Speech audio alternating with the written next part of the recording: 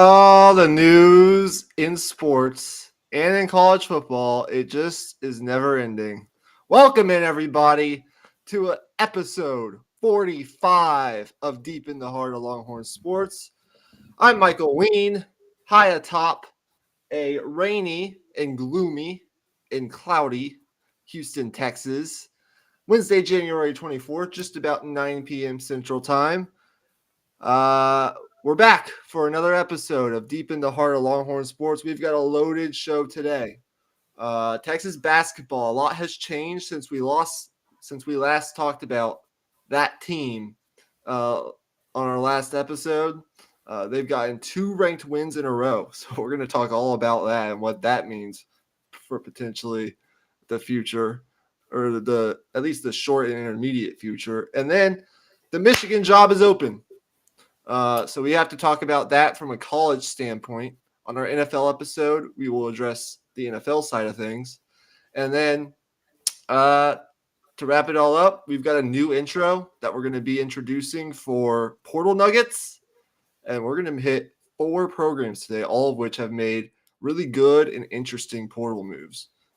As the transfer portal is just, it doesn't stop. I'd like to welcome in my esteemed co-host, and also fellow fan of the Texas football program and Texas sports, Imy Nixon. How are you tonight? I'm doing great, man. I'm ready. I'm so ready for this episode. This one is the Texas basketball program, man. The ups and downs. I guess Texas sports in general, or sports in general, just being a fan of any team, really. But gosh, man, this team they they turned it around when they needed to. Let's just say that it was not looking good, and our hopes were not high for these next week of games, including the last 2, and we went out and won both of them. So we're ready to talk about it. Yeah, we're going to get into that in just a second. But before we do that, if you're tuning in live, make sure you like and subscribe to our channel, where we put out lots of great content, including this show, Deep in the Heart of Longhorn Sports. And you engage in the comment section. We welcome fan engagement as well. So all that being said, let's get right into this. We've got no time to waste as we've got a loaded show today. So since we last spoken, the Texas men's basketball team, who last time we spoke was 12-5, coming off back-to-back losses, one on the road at West Virginia, the other at home to UCF. They were 12-5, and they were not even on the bubble in most bracketologies. They only had one quad one win. They didn't really challenge them. They didn't have a quality win in non-conference other than LSU on a neutral court, which was a decent victory. It wasn't anything too special. It took them a buzzer beater to beat Louisville. It took them a go-ahead game-winning shot in the final seconds to beat Cincinnati on the road, which was their only quad one win. And they were coming off an embarrassing performance where they blow a double-digit lead to UCF, who's a good team, but they're kind of like all the other teams in the Big 12, with the exception of a couple, in my opinion. They're just pretty good. And, they can lose to anybody, but they could also beat anybody. So we don't have enough time to address each game one by one, but I want your thoughts on what you've seen over the past 2 games. What's changed with this Texas basketball game over the past 2 games? And is it sustainable over the next 4, where they still have to face, I believe 3 of their next 4 games are against ranked teams? Well, just one word describes these last 2 games to me, and that is identity. Like, this Texas basketball team, these last 2 games, I think, had a more of an emphasis on defending, and particularly defending the rim.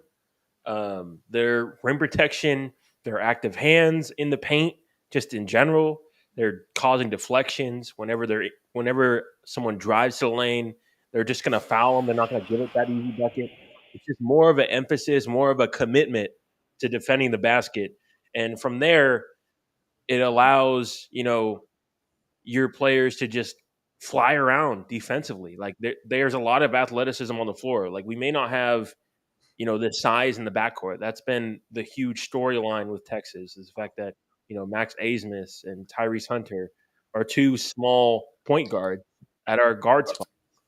But putting Shedrick and Dessou behind them and Dylan Mitchell and the athleticism and length behind them, they really stepped it up this last game. Particularly, I liked what I saw from Dylan Mitchell as well. He showed a lot of fight defensively. He was defending well, and the flow of the game was much better when you're getting rebounds and pushing rather than getting the ball out of the basket and playing offense against a set defense. And we know Oklahoma's defense is one of the best in the country. So just getting stops and getting some positive momentum is just so important for this team. One of the big things we talked about last episode was the fact that Tyrese Hunter wasn't stepping up and producing at a near good enough level for this Texas basketball team to not only win games, but get even anywhere close to the tournament. And I think over the past two games in particular, especially that Baylor game on Saturday, he was awesome. He came out in the first half. He was aggressive, looking for his shot, and he was making his shots. He was efficient. In that Baylor game, he connected on 8 of 13, 4 of 7 from 3, in a game where Texas shot the ball fantastic from beyond the arc, scored 21 points, and of course had the most important shot of the game, where, in the final possession, he drives to the basket and finishes at the rim to beat Baylor at the buzzer in what was a fantastic game. Last night, he didn't really contribute as much in the scoring column, but I thought his defense and ball pressure out on the perimeter was absolutely fantastic for most of the night. And when you can at least have your guards that are bought in defensively and that show that kind of defensive effort, even though they aren't great necessarily point of attack defenders individually, it helps and it takes a lot of the pressure off of everybody else, including Dylan Dessou and Caden Shedrick. And I thought, especially last night in the second half, Texas did a really good job defensively. It's something that we haven't seen consistently from this Texas basketball team. They're undersized on the perimeter, no doubt. And, Caden Shedrick has been banged up. He's been dealing with a back injury, which isn't great. He's, of course, a little fragile in that way. Dylan Dessou is still working his way back off that foot injury. So they've been kind of depleted on their front line, in their front court. And it puts a lot of pressure on these undersized guards to, defend at a high level. And I thought the last two games, they did a fantastic job of that at most times. So look, in the Baylor game, they shot well from 3. They came out hot. They knocked down 9 of their first 11 3-point shots. They shot 81% from 3 in the first half, and only led by one or two at halftime, which was, honestly, a credit to Baylor because they shot the ball excellent as well. And then in the second half, Texas didn't make a single 3, and they still found a way to win the game, which I thought was impressive. They shot 64% from the floor in that first half, only came in with a 1-point lead. But, Baylor shot 56% from the field in the first half. So it was a closely contested game. These are the types of games you have to win in the Big 12. And Texas came away with it thanks to the efforts of Tyrese Hunter. Last night, though, it was all about the efforts of Max Asmus and Dylan Dessou. And then, of course, an adjustment by Rodney Terry to bring Kendall Weaver off the bench and play him more minutes. His energy, his effort, the way that he attacks the glass as an undersized kind of guard off the bench. Giving him more minutes, I think, helped a lot.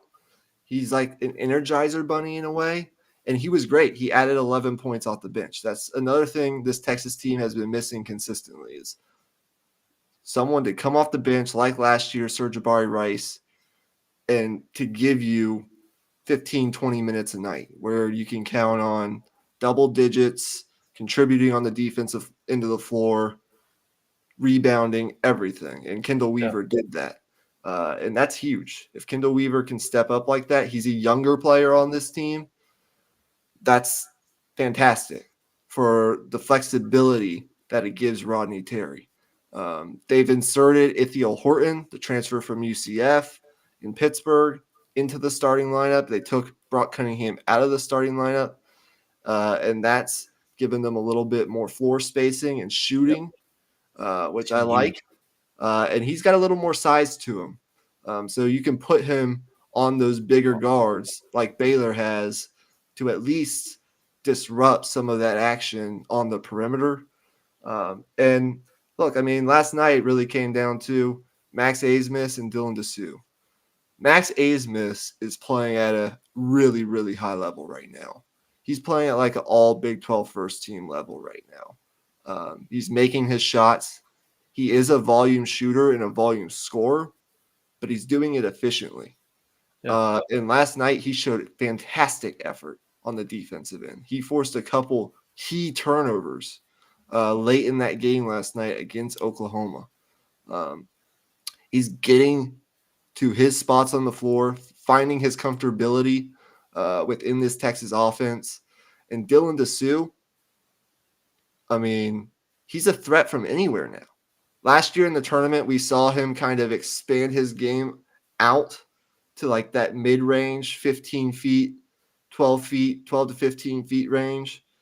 This year, he's an excellent shooter from three, and he Yeah. made some big shots in both of those games this past week.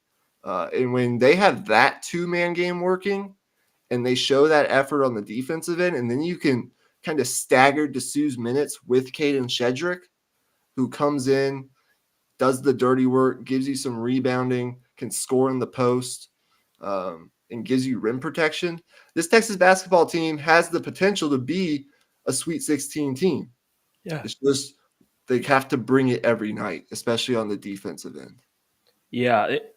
That's the other part of it. You mentioned the shooting against Baylor. You got to bring your A game to win in the Big 12. That's what we've said. That's what we're going to continue to say throughout January, February. And they brought it against Baylor. They responded. The shooting, they came out hot. You mentioned the fact that they kind of went cold in the second half. And it was, I think, they were a little bit less aggressive in attacking the paint, in my opinion, in the second half, and that's what led to less quality shots and their shooting percentage is going down. But regardless, just the fight that they showed to like just slug out that game and just come out with a win was just what you want to see from this team, because you're going to have games like that in the tournament where your shooting is just not going to be there. It will, if they get to the tournament. Well, now they have a much better shot than before, Saturday. But I think this team has a high ceiling. Like we can see it now. It's there. Now it's more so about, can they string this together week over week over week, and then we're talking about a possible contender here, because we've seen guards like Max Abmas do well in the tournament year over year. Carson Edwards, the kid from K-State last year, small guards that can provide dribble penetration and high level playmaking. Um, I think there's something to that, and his shot creation and tough shot making. That's going to be a huge. That's going to pay dividends for Texas moving forward for sure. And something else these past two games do, Texas has started to build a legitimate NCAA tournament caliber resume, Right. and that's important. Coming into this week, coming into the Baylor game, they had one quad one victory at Cincinnati, who's a good team, but they're kind of on the bubble right now as well, in sort of that middling area of the Big 12.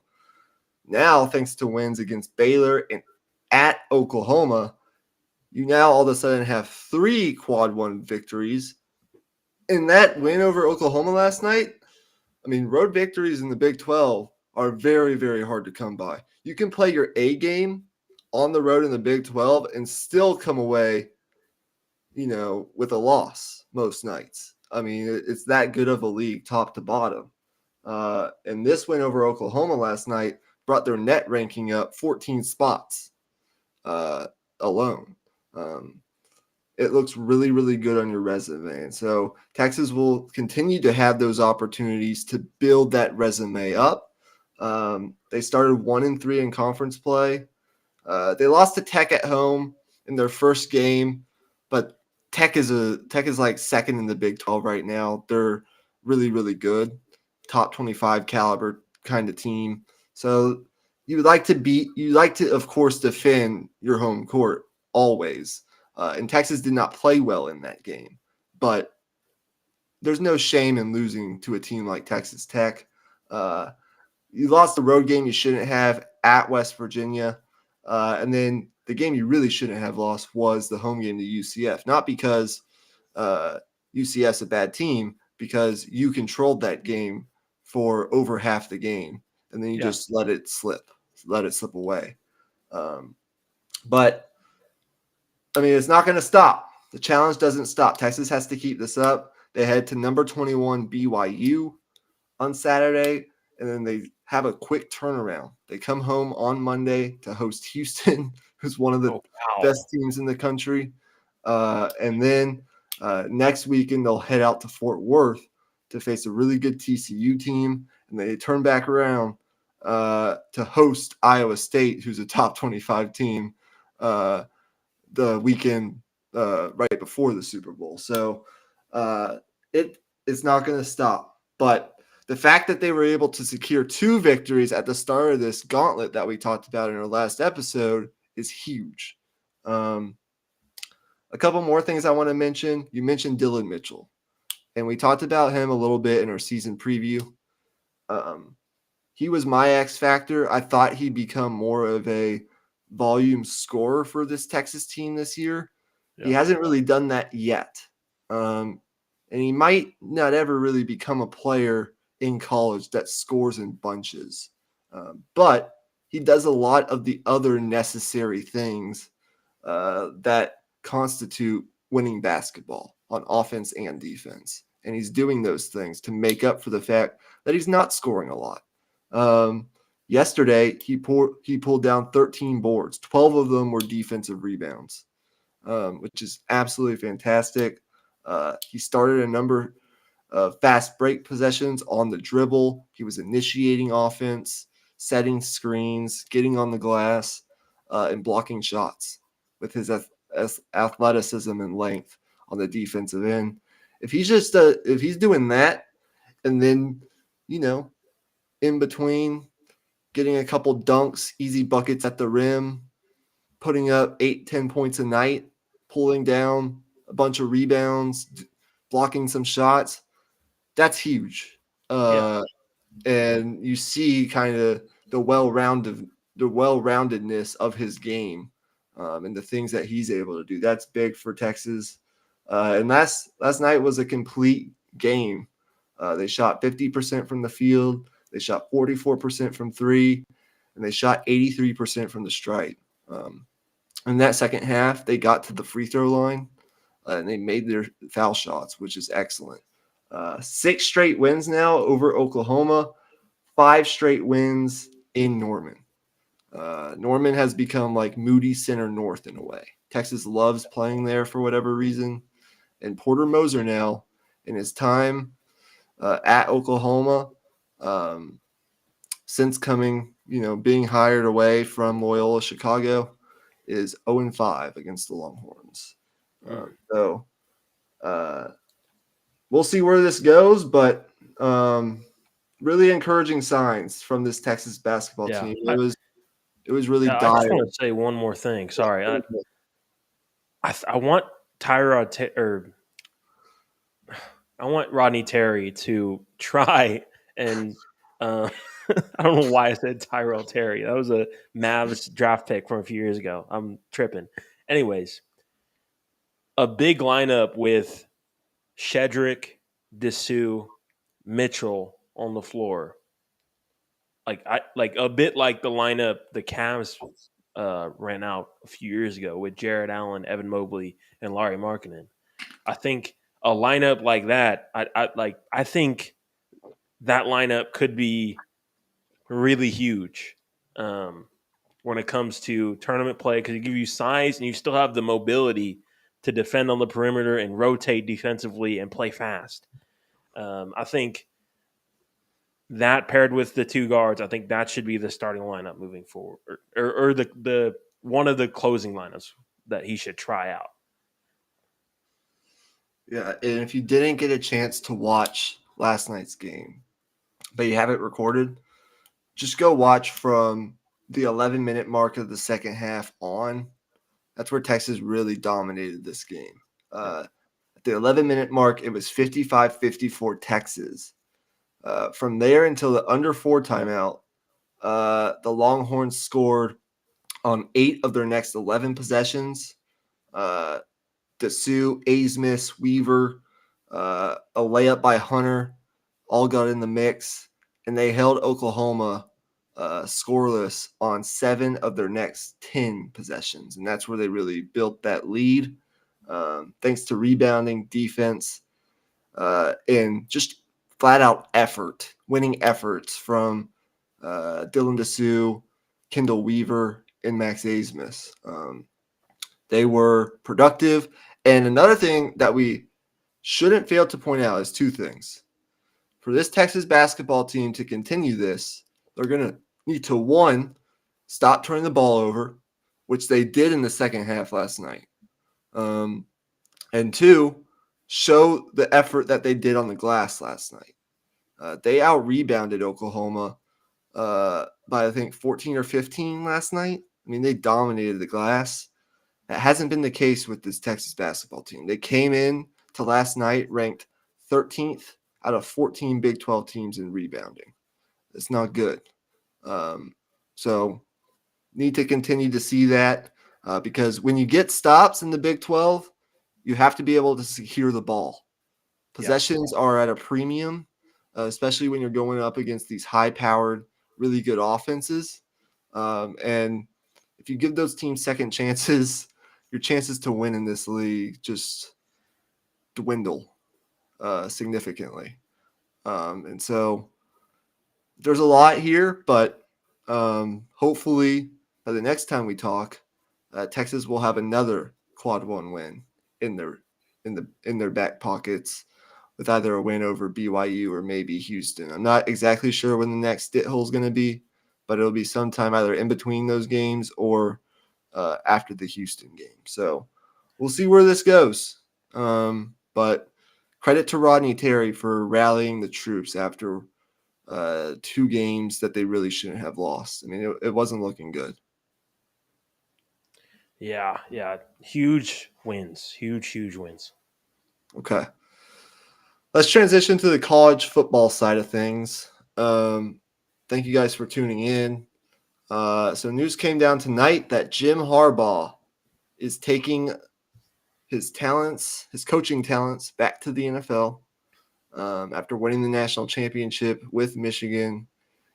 He is being hired as the new head coach of the Los Angeles Chargers, which opens up a whole new bag of nuggets in the transfer portal. Oh gosh. With this Michigan roster now, it opens a 30-day window for any of those guys to go into the portal. Now, I assume, if I had to guess, they'll probably give Michigan 24, 48 hours, maybe see if they're going to promote Sharon Moore to the head coaching position before any of these guys decide maybe to make decisions to enter the portal. But The point being here is it's going to open up a whole new, um, you know, box of chocolates. I don't. Box of cats. Yeah, I don't have a. Yeah, I don't know. I don't have a good analogy for it, but I know what what are you're trying your to say. what are your initial thoughts on? We won't talk about the Chargers side of this. Obviously, it's a very very solid hire, but uh, if you're Michigan right now, after winning the national championship, you've already lost a ton to the draft. Where are you looking right now for your next head coach? And you don't have to specifically name any names if you don't want to. Just like, are you looking to promote internally and go maybe the Sharon Moore route, or do you want to go outside and try to find that guarantee on the box like a Brian Kelly? Um, well, I think Moore would be a good hire. I really do. I think he's proven that he can coach on the big stage. If I'm not mistaken, he was the one coaching against Ohio State this year. I'm pretty sure. Yep.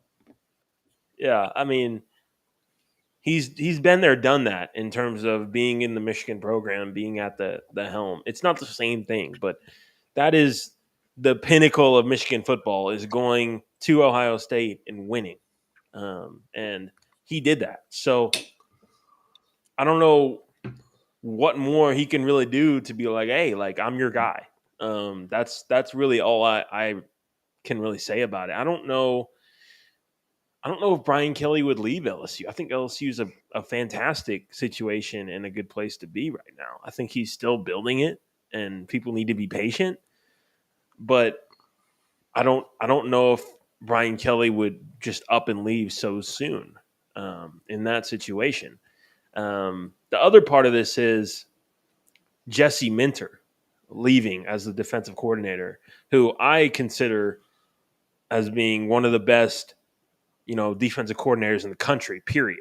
I mean, you look at Michigan's defense and the similarities between them and the Baltimore Ravens defense with Mike McDonald. Both of them were on that staff together at in Baltimore for a while and in Michigan. There's connections there. And I think Jesse Minter will eventually be a head coach somewhere, whether it's in college football or in the NFL. Um, so that's a big loss for Michigan. And if I'm being entirely honest, I think I would be a lot more confident in hiring Stromore if Jesse Minter was still there.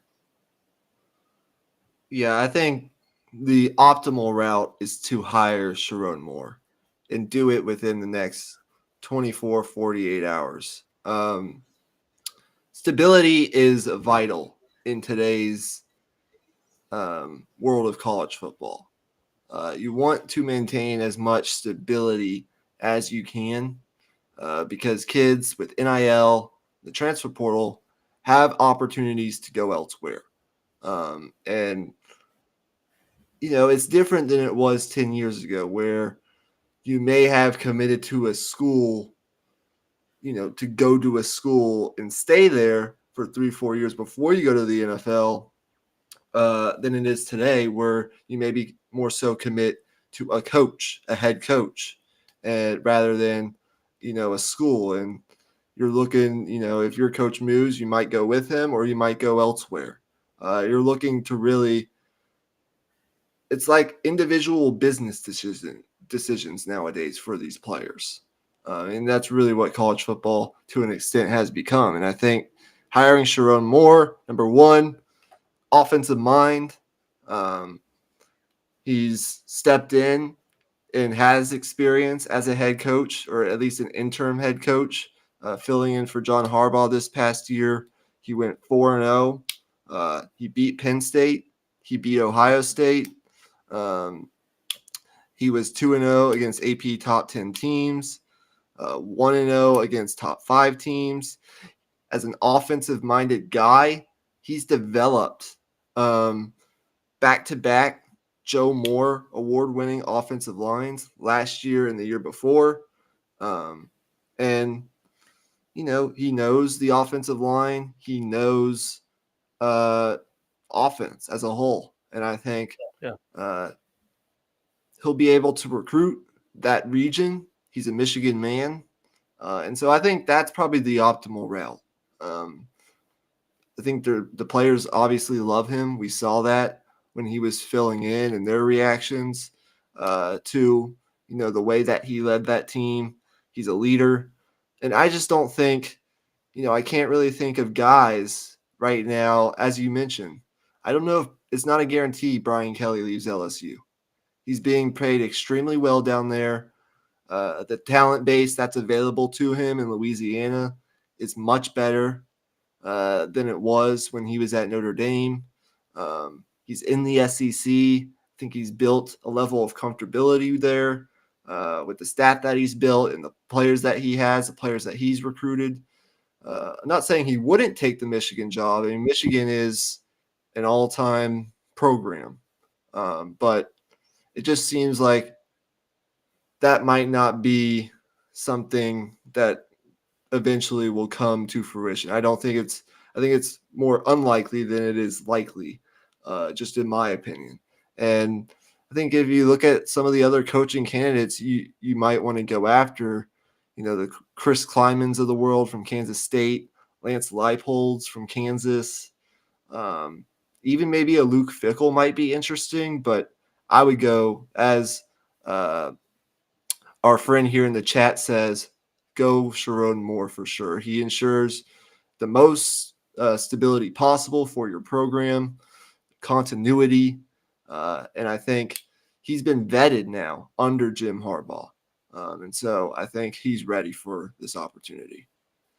Definitely, definitely.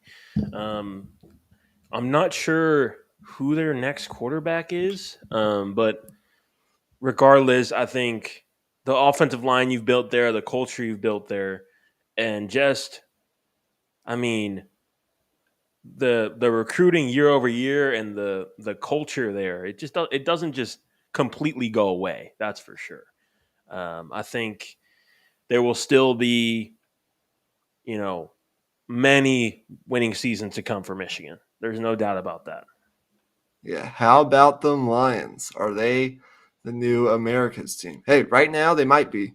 As it Yeah, right now in this moment, they might be. I know a lot of people, including myself, are rooting for that team.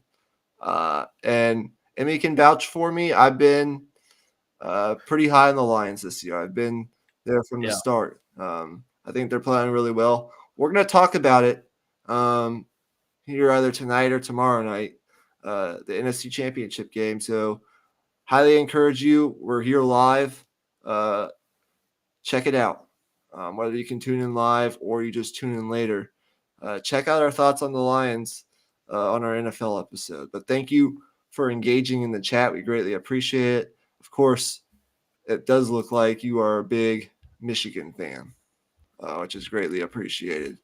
That's the great part about college football is all the different, the passionate fan bases. yeah, So definitely. real fast, it's interesting because now those Michigan players are kind of in a bind. Um, Yeah. they kind of want to see like who's hired, but they also some of them might want to go into the portal. So, do you have your eyes on any potential portal entries right now for Michigan? Are you interested in anybody on their roster? Do you think any of those guys would be maybe good fits for the Longhorns and what their needs are at this particular moment in time? Or are you just kind of in a wait and see mode?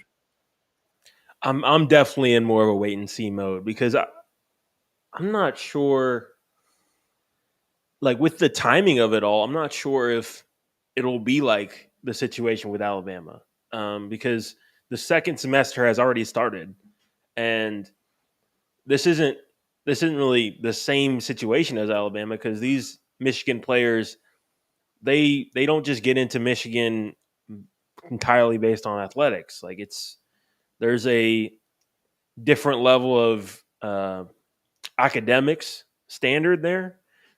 So I'm not sure if these players are just going to be so quick to leave. I think there's definitely going to be a waiting period here.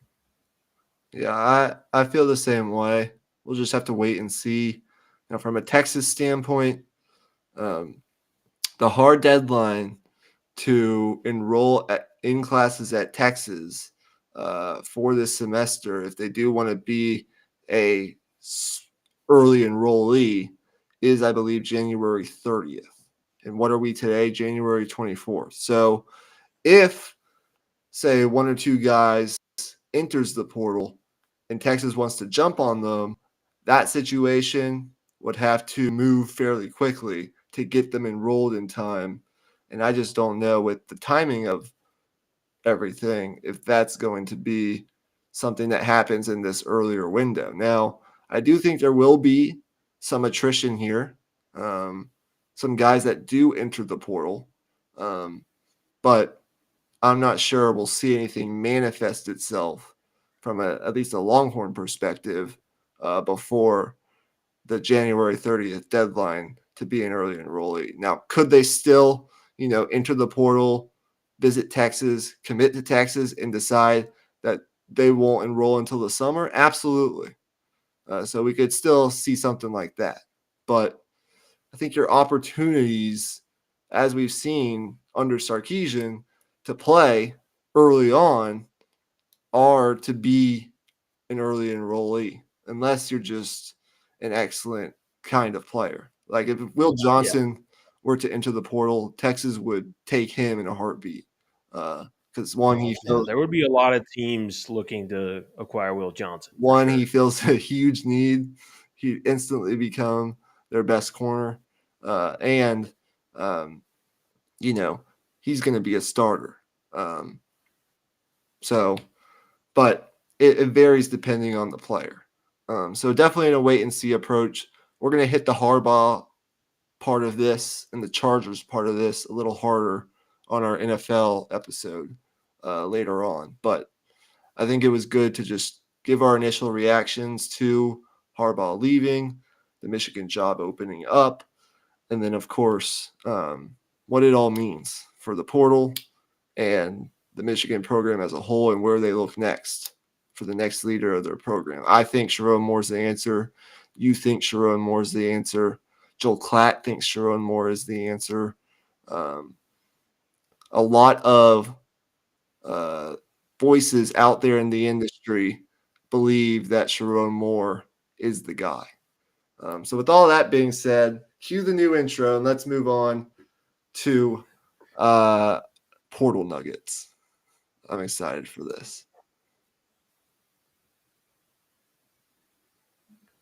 All right, it's it took me a little bit to make it, but I'm just gonna have it.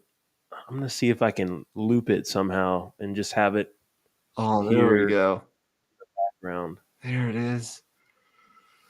As you can see, uh, this is one of our new segments here on Deep in the Heart of Longhorn Sports, Portal Nuggets.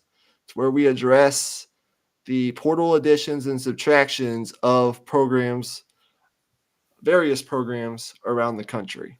And we're going to try to get through 4 today in our new segment. So hope you guys like the new intro with those chicken nuggets in the background. So let's get into it. We've got 2 SEC schools and 2 ACC schools today. I'll let you start us off. Where do you want to begin? Um, let's start with the S. I'm really intrigued by what Missouri is doing right now. Um, I just think they're a program on the rise for sure. I'm trying to look at the names here. I'm trying to pull up their profile, but their team is definitely they're young and they're I think they're going to be ready to you know really compete for a college football playoff spot, which is it happened really fast and it's definitely going to catch some people off guard for sure, even though they still were a 10-win team last year, 11-win team. But they're here. They're here to stay for sure. Yeah, Missouri's a really interesting program. Had a great year, 11-win season, fantastic at Missouri. Eli Drinkwitz is building that thing up in all areas. He's recruiting at a high level, and he's obviously acquiring talent and sprinkling transfer portal acquisitions here and there throughout the roster. Uh, my favorite addition that they made so far is Toriano Pride, cornerback that committed from Clemson. In 2 seasons at Clemson, he was a really productive player, 36 tackles, 4 pass deflections, and an interception. Um, he was a four-star recruit coming out of high school, the number 40 overall player in the 24/7 Sports Composite rankings, and he comes in as the number 39 overall player in the current transfer portal rankings, according to 24/7 Sports. He's a really good player, and in this new version of the SEC, where you have a lot of really good offenses with a lot of good weapons, you need good secondary play.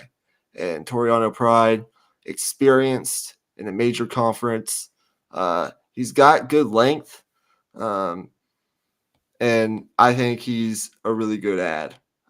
He projects as kind of like that solid day 2 type cornerback. Um, he's a fluid athlete, and he's really good in man coverage, given his speed and ability to change directions. Love Toriano Pride and that addition that they made pretty early on in the portal for Missouri.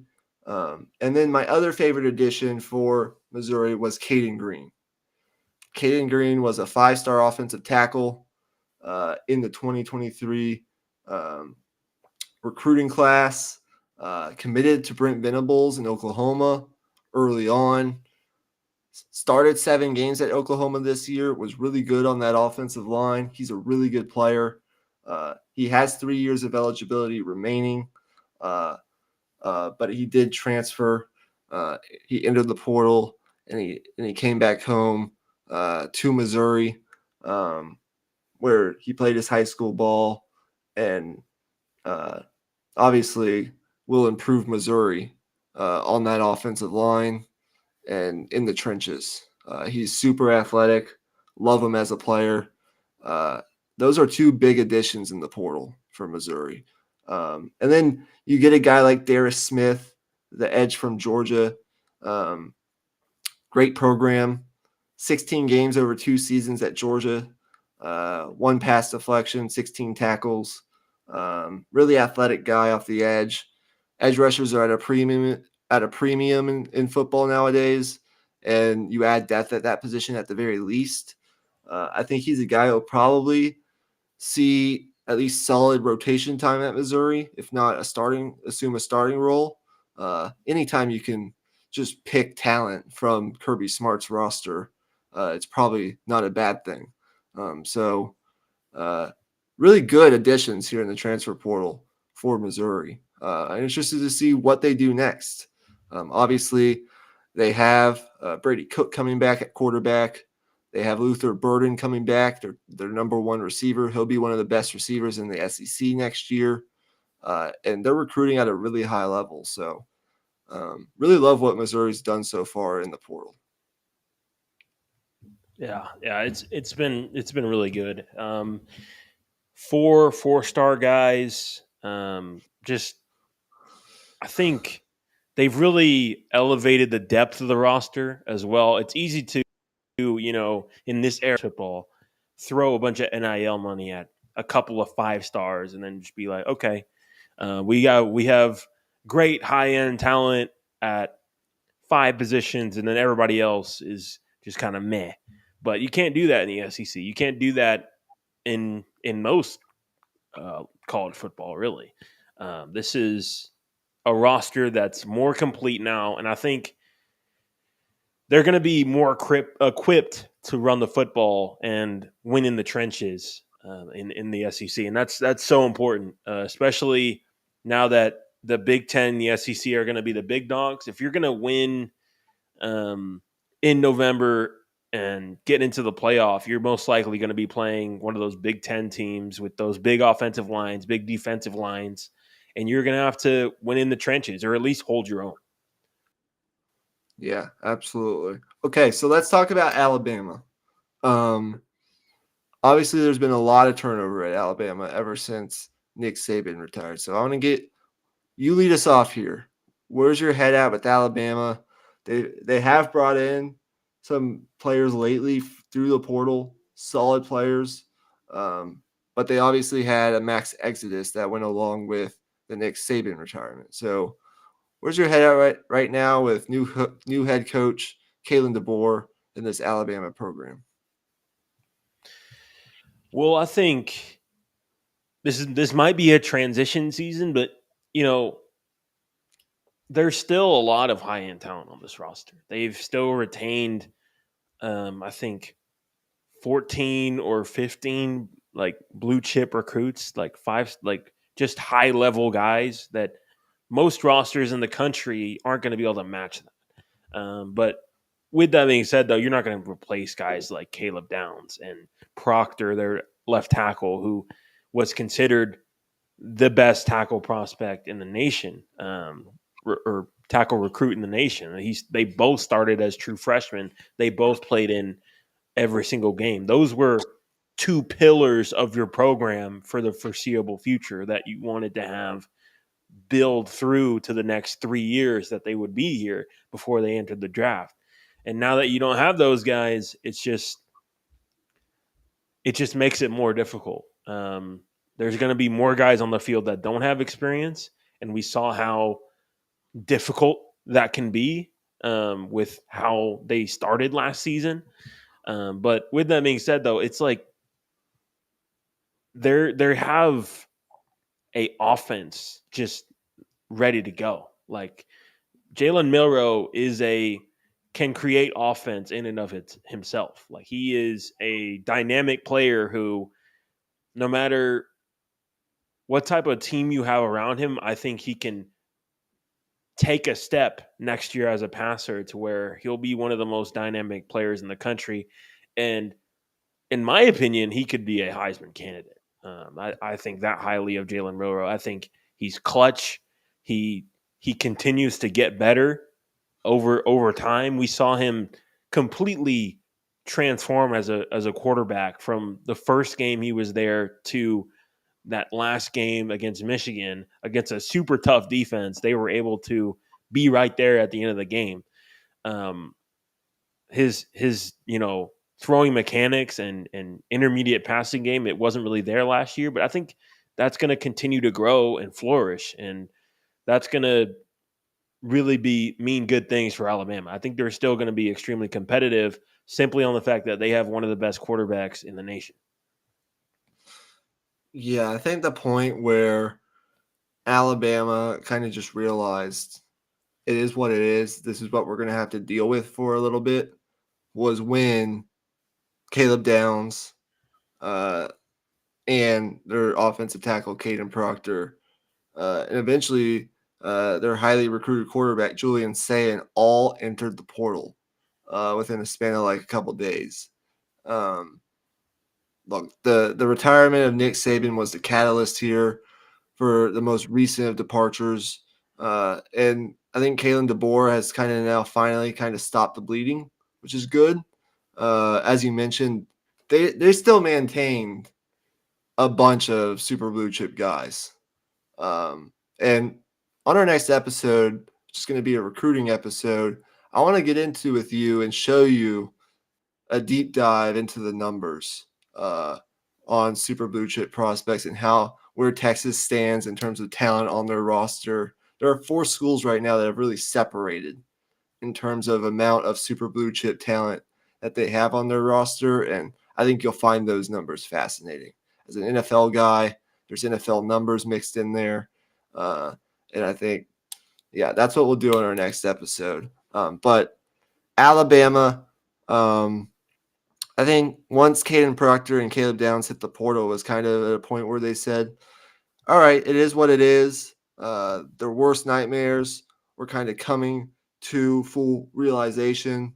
Uh, you know, I think probably they thought Caleb Downs was going to end up at Georgia, which would have been the worst of it.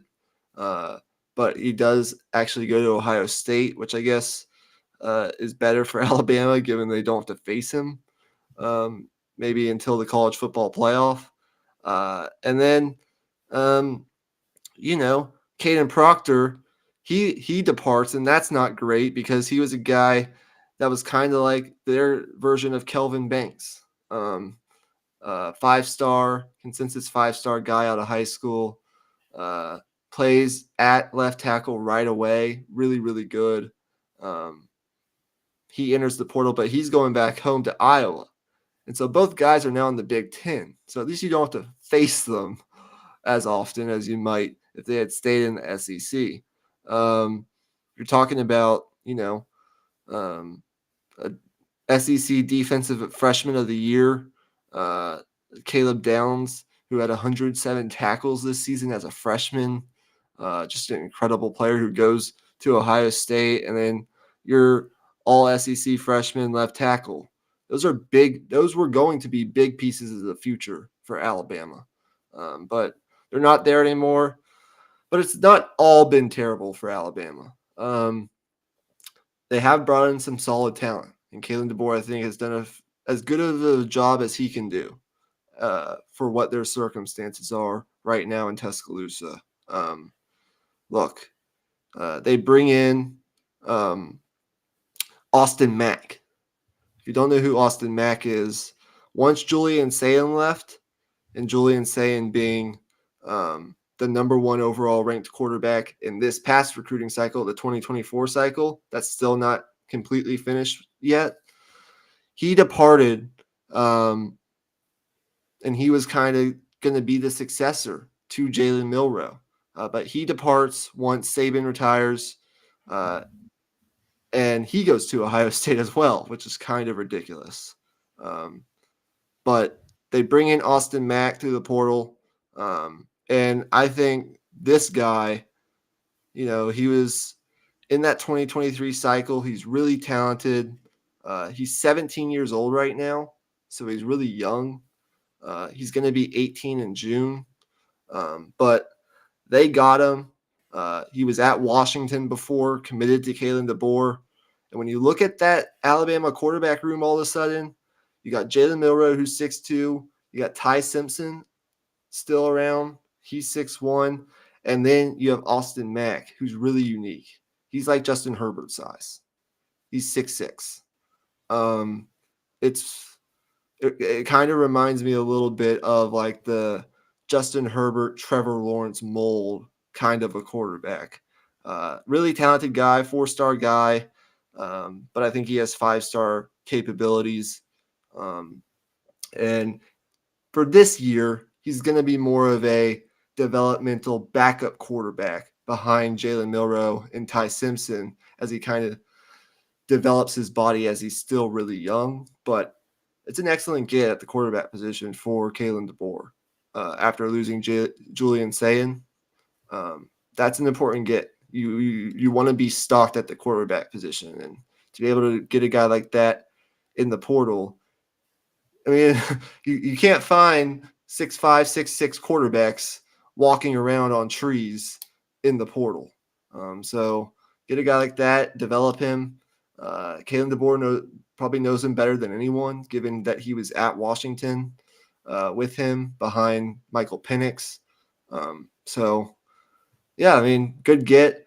You also get a couple other guys from Washington. You bring in Jeremy Bernard, who was kind of that fourth receiver for Washington behind McMillan, Polk, and Odunze. Productive player for a number 4 receiver. 41 catches, 528 yards, and 4 touchdowns in the past 2 seasons at Washington. He's got 2 years of eligibility remaining, and he's instantly going to become an impact guy in that Alabama receiving room where they have lost a good amount. I mean, Jermaine Burton departs. Isaiah Bond, of course, transfers. And then you also lose Amari Niblack, your tight end. So you're in need of some more talent in that receiving room, and Jeremy Bernard, experienced talent in that receiving room, and Jeremy Bernard provides that. Parker Brailsford, who was a part of that Joe Moore award-winning offensive line for Washington this year. He played center for them, started 13 games, and was second team All Pac-12, and 2023 freshman All-American. He's going to replace Seth McLaughlin at starting center for Bama. He's a little undersized, but really, really good and really fundamentally sound at the center position. And then a couple other players that they added on the defensive side of the ball. They get Damani Jackson, the corner from USC, to commit. He was a 5-star recruit in the 2022 class from Mater Dei High School. And when we talk about Texas, I mean, they're now heavily recruiting Mater Dei. It's one of the more it's a highly viewed high school. It's one of the better high school programs in the country. And you think about guys like Brandon Baker, who Texas got in this past cycle from Mater Dei. Really talented kids out there in California. And I think that West Coast connection, playing in the Pac-12, seeing Damani Jackson, facing him probably once or twice, and that familiarity that Kalen DeBoer has with them. He's a good player. He's 11 games at corner this past year, had 33 tackles, 3 pass deflections, and he's also really good on special teams. He's going to be Alabama's boundary corner next year, where I expect him to really take that next step. And then LT Overton is the last big name that they brought in. Talented defensive tackle from Texas A&M. 6'5", 280. He was a 5-star prospect in that 2022 recruiting class, where Alabama finished number 1 overall in the recruiting rankings. He's got 2 years of eligibility left. This past year, or the past 2 years at A&M, he's played in 23 games, 48 tackles, 3 tackles for loss, and he'll be a good rotational defensive tackle / edge for Alabama. He adds size on the interior, and of course, it's important to be really good and have depth on the line of scrimmage in the SEC. So while they have lost a lot, they actually have added a decent amount back in, and I expect them to add more after spring ball when the spring portal window opens up. Yeah, definitely. I think they're in an okay spot. I think the avalanche that happened at Alabama when Nick Saban retired, like in hindsight, I mean, it had to have been expected. I mean, the dominance that he has had in college football, you had to expect that, whenever he does say retire, like that was bound to happen. So the good news is you have a great coach in Kalen DeBoer who has won at every single place he has been at. And I don't think it's going to be any different here. I think they're still going to be competing year over year over year. And so right now it's about just making the best of the team you got right now and just getting the most out of this roster. And then the next year is you're going to start recruiting again and building this thing back up. Yeah, absolutely. We'll probably be talking more about Alabama down the road. But that's that for the portal. You want to wrap it up here? And I think what we'll do is we'll wrap it up. We'll kind of give some parting shots. And then we can save the Florida State and NC State stuff for a little bit down the line, as I want to kind of space out these portal segments a little better. Anything that we talked about today, anything on your mind in the realm of college basketball or college football, Texas related or not, that we can kind of wrap up the show with? Any parting shots?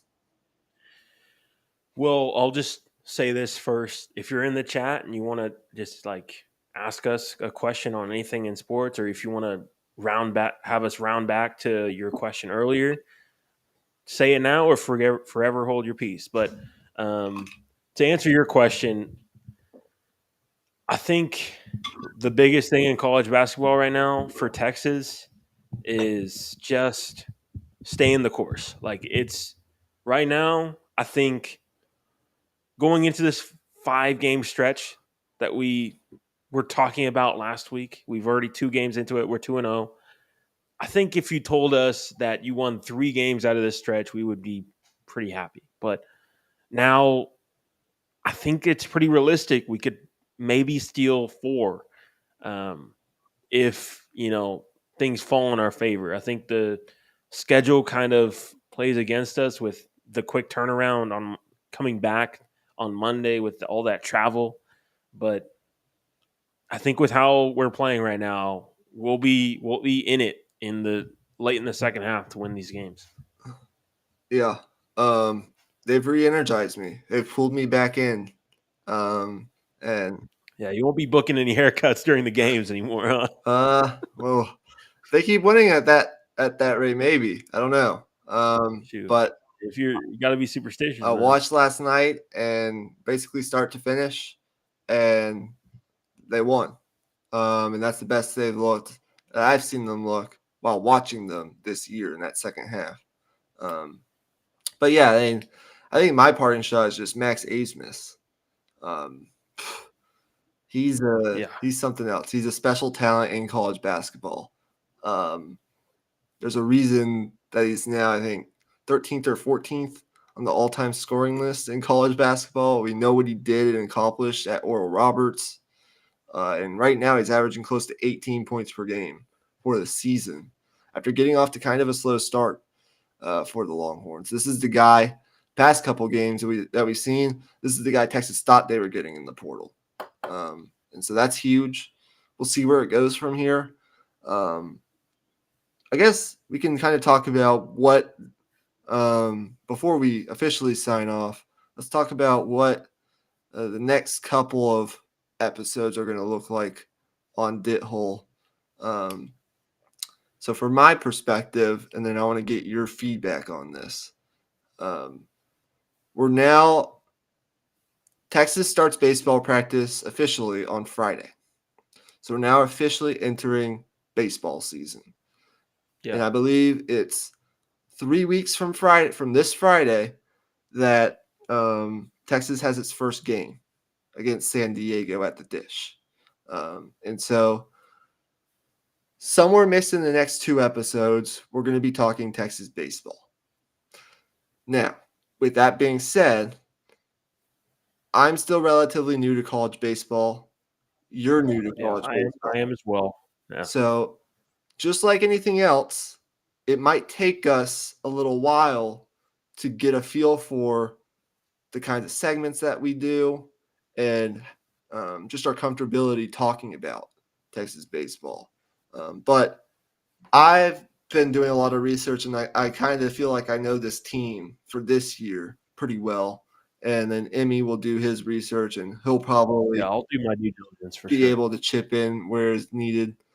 So we'll be coming up with some creative ideas to cover mainly Texas baseball and some of the Big 12 or some of the bigger programs this year, but it'll be centrally focused on Texas up until the NCAA tournament and the College World Series um, to kind of start us off in our official year one of covering college baseball.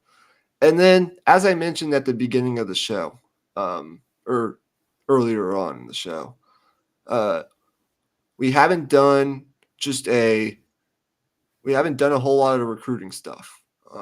I wanted to do a National Signing Day, something for National Signing Day back in December. Never got around to it because of the holiday season. And so I don't know what we're going to do exactly yet, but there will be some recruiting content of some sorts over the next couple episodes. And I know Emmy's kind of new to the recruiting space as well, but I'll get him comfortable and we'll be talking about that. As I mentioned, there's a bunch of super blue chip numbers that I think you're going to be extremely interested in. Um, and I'm not just saying that. I think it'll be fun. And then of course we'll be watching for any other news that comes out from a Texas standpoint. They could still add potentially another portal addition before the week is over if the Jabbar Muhammad sweepstakes potentially go their way. Right now, it's not looking likely. It looks like he's going to probably end up at Oregon, but you never know. And then they're still looking for a new defensive line coach. I think that's going to probably get done by the end of the week. There were rumors that it was going to be Rod Wright, who right now is the assistant defensive line coach with the Houston Texans, or was the assistant defensive line coach for the Houston Texans. And he played his college football at Texas. And we've seen the past couple of years that Sark has gone more to the NFL to get to build his staff as he likes for these kids to be able to actually learn kind of what it's like from these coaches about what it's like at the next level. And we saw it work out fantastically when they went last year to go get Chris Jackson from the Jacksonville Jaguars to coach the wide receivers. What he was able to do with A.D. Mitchell, how he was able to immediately get out on the recruiting trail and be successful, bring in Ryan Wingo from out of state. We're going to see where that goes as well. But lots to look forward to on Deep in the Heart of Longhorn Sports. Any feedback on that before we? Yeah, I mean that all sounds good to me, man. I think just as a football sicko, I've always kind of wondered about recruiting, but I've never gotten into it just because I don't really have access to film.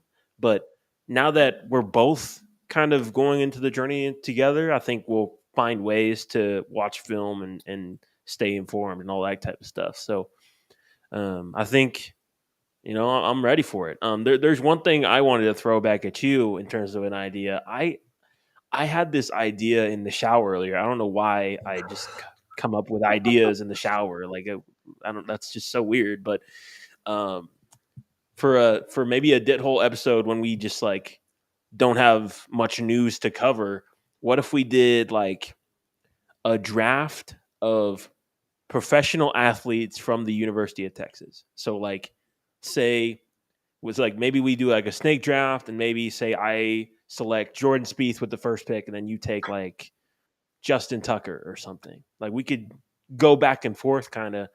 I think that could be pretty fun. That is going to be episode 50.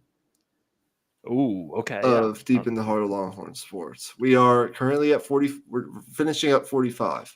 So here in the next couple of weeks, you will see that come to fruition. I think that's a fantastic idea that I probably wouldn't have honestly thought of unless I was maybe taking a shower. I don't know why that happens, dude. We may not want to admit it, but all of our best ideas come from somewhere. Dude, honestly. Like some of my best ideas come when I'm sitting on the toilet. Dude, like whenever someone says like, dude, it's time to brainstorm, like quick, throw some water on me. I need to get in the zone. Oh man. Well, I think that's officially a sign now that we're talking about taking showers and sitting on the toilet. That it's time to wrap it up here on episode 45 of Deep in the Heart of Longhorn Sports. Hopefully you guys enjoyed. Be sure you tune in to all of our other live content here on the Raw Prospect Podcast YouTube channel and all our social media feeds. Also follow us on TikTok as well. We post some good content over there every once in a while. And go check out our Patreon, which is completely free at this moment in time. Yeah, all free content over there. We do accept donations if you're willing and able, but all of that content over there is completely free. It's just bonus episodes that we do. Like it's just kind of like informal stuff where we just talk about anything, really. Yeah. So for Imy Nixon, for myself, Michael Wein, that's going to do it for episode 45 of Deep in the Heart of Longhorn Sports. Hook 'em horns. Let's go Rodney Terry and the Texas men's basketball team. Let's keep it up. And we'll see you next time. See ya. We have some chaotic energy right now, Doc.